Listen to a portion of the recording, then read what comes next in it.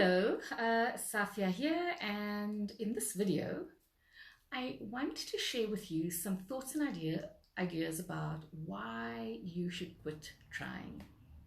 So before I share these thoughts and these ideas with you, if we haven't met before, I'm Safia, and I'm a chief shifter at New Habits. And how I help my clients is by helping them to accomplish really, really meaningful and juicy career goals, and to help them achieve career success without it costing themselves their lives, their sanity, and those relationships that matter most to them, including the relationship that they have with themselves.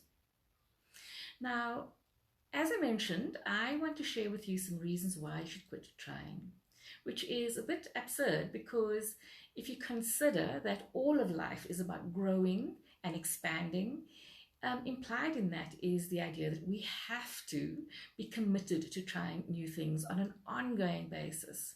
So I'm not necessarily resisting this idea that you should try a hand at new things. What I am suggesting in this little message that I have for you is that we need to become really, really mindful of the language we use. In language, we reveal so many things in our subconscious, including the things that we have resistance to. And when you hear yourself say the words, I'll try, you need to check for what is underneath the substructure of that little three-letter word. Is there a resistance to the thing that you're about to set out to do or intending to do? Is there a part of you that is really just being compliant to other people's wishes and intentions for you? Is it that it is really, really something that you're overwhelmed by and you have a degree of belief that you can't accomplish it? Now, not all things that we set out to learn and to try are equal in importance to us. If something is really insignificant to us, and perhaps the language of I'll try doesn't really matter.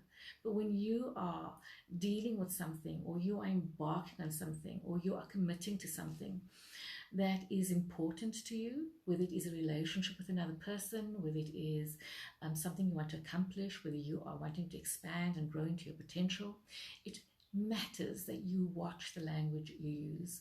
Underneath the word I'll try is this idea that you're leaving the door open for not giving it your best effort.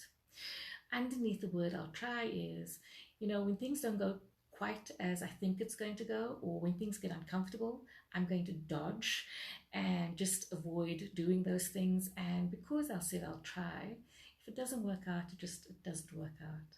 When we say I am devoted and I'm committed to doing something, we bring our A game. We are willing to go through the difficulty, the turmoil sometimes, the discomfort of accomplishing an outcome, no matter what it takes. We are willing to be learners, and we are willing to fail and to apply those failures so that we can discover new ways of approaching the thing that we are wanting to grow towards.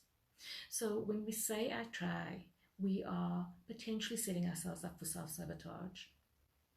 And the ways in which we sabotage ourselves is we don't bring our best effort, as I mentioned before, but also we are not committed, which means that we land ourselves into a tricky relationship with ourselves because we end up saying one thing, doing another thing, and we end up being out of integrity with our own word and deed. And another way in which we end up setting ourselves up for self-sabotage is because very often when we say I'll try to do something, such as I'll try and meet up with you, we're doing it because we feel obligated and we're in a people-pleasing mode and we collapse a boundary. Or perhaps we're not collapsing a boundary, but we're not observing and holding up a boundary. So I would encourage you to start looking at the way in which you're using the word I'll try. When the word I'll try escapes from your lips, I hope you'll catch it, and I hope you'll be able to explore what it is you're communicating from your subconscious mind.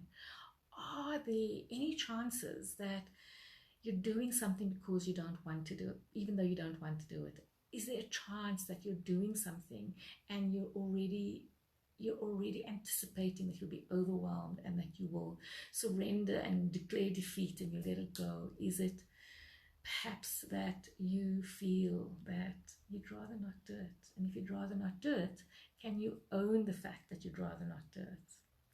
So these are my thoughts on the words I'll try and why I should quit trying almost immediately. I'd love to hear your thoughts, and I'd like to have a conversation with you. So I'd appreciate your comments. And if there's any value in this to you or for anyone else, please, please, please do share. Bye for now.